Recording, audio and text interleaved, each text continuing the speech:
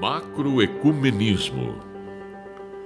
Jesus está se tornando uma figura dentre tantas figuras que formam uma espécie de macroecumenismo.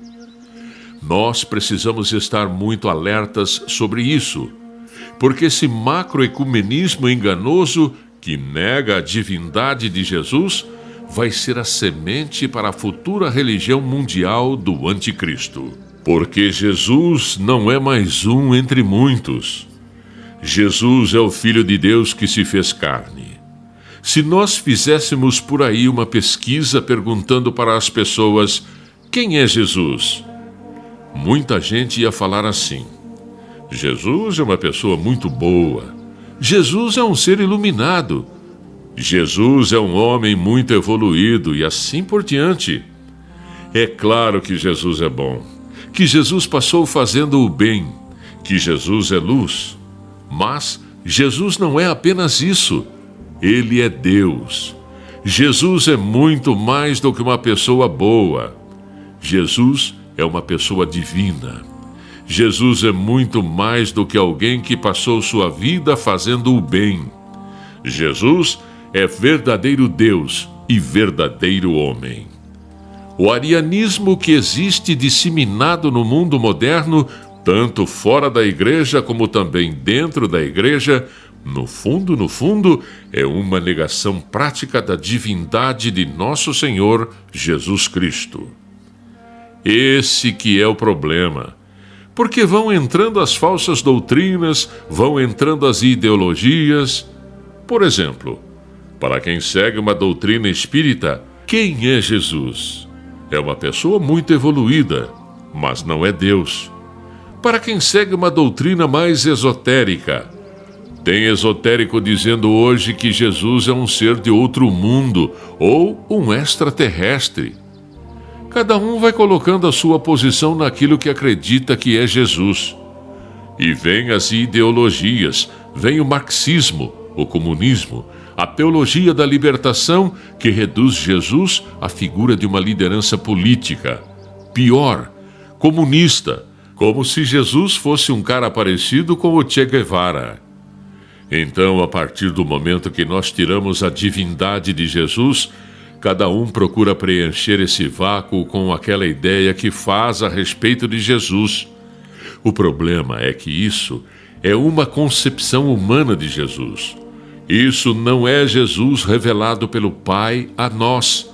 Então, ou nós cremos naquilo que Deus nos revela, ou nós inventamos uma outra revelação para colocar no lugar de Deus.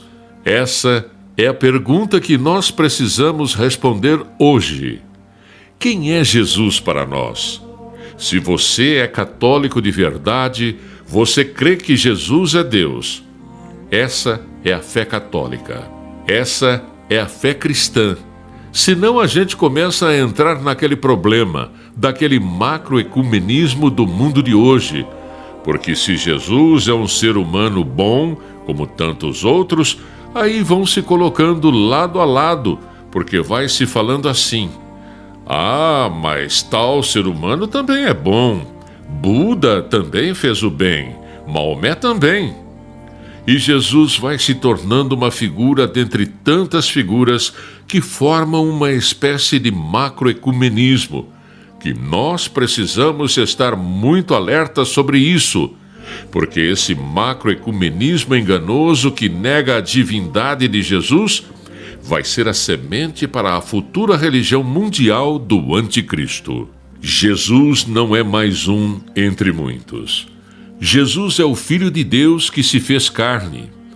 Ou nós cremos nisso e ficamos com a fé cristã, cujo centro é a pessoa de nosso Senhor Jesus Cristo, fora do qual não há salvação, ou nós podemos ser enganados, considerarmos Jesus apenas mais um e entrarmos na falsa religião do anticristo. Por isso que nós precisamos nos decidir. Quem é Jesus para mim? Primeiro, Ele é verdadeiro Deus e Ele é verdadeiro homem. Segundo, a presença real de Jesus no meio de nós, que está em todos os sacrários das igrejas do mundo todo, é uma presença divina. Durante a celebração da Santa Missa, o Verbo Divino, que uma vez se fez carne no seio da Virgem Maria e habitou entre nós, na Santa Missa, pelas mãos do sacerdote, que são um novo útero de Maria, o Verbo Divino se faz carne na Eucaristia. E por que ele tem esse poder? Porque ele é Deus. Mas, infelizmente, a triste realidade é que a maioria dos padres e bispos não aceitam mais que Jesus esteja presente na Santa Hóstia consagrada. Porque se eles acreditassem, não deixariam retirar Jesus, sacrário, do centro das igrejas e colocar na lateral. Se eles acreditassem, pediriam para os fiéis dobrarem os joelhos, não dariam a Santa Comunhão na mão dos fiéis, onde as partículas caem no chão e são pisoteadas. Se eles acreditassem que Jesus está presente na Santa Hóstia, voltariam a usar a patena para que as partículas não caíssem no chão. Eles voltariam a colocar os genuflexórios para os fiéis se ajoelharem, assim como é nas igrejas onde alguns padres zelosos celebram a Santa Missa Tridentina. Se nós caímos nas novas formas de arianismo, se nós consideramos Jesus somente uma pessoa boa, então não existe Eucaristia e se torna algo simbólico, como se fosse um pedacinho de pão. As pessoas, por não acreditarem mais na prática, na divindade de nosso Senhor Jesus Cristo e na presença eucarística de Jesus na hóstia consagrada, começam a tratar a Eucaristia de qualquer jeito. A messe é grande, mas os operários são poucos. Felizes dos que leem, acreditam e divulgam as profecias deste grande livro, a Palavra Viva de Deus, porque serão chamados de filhos da luz.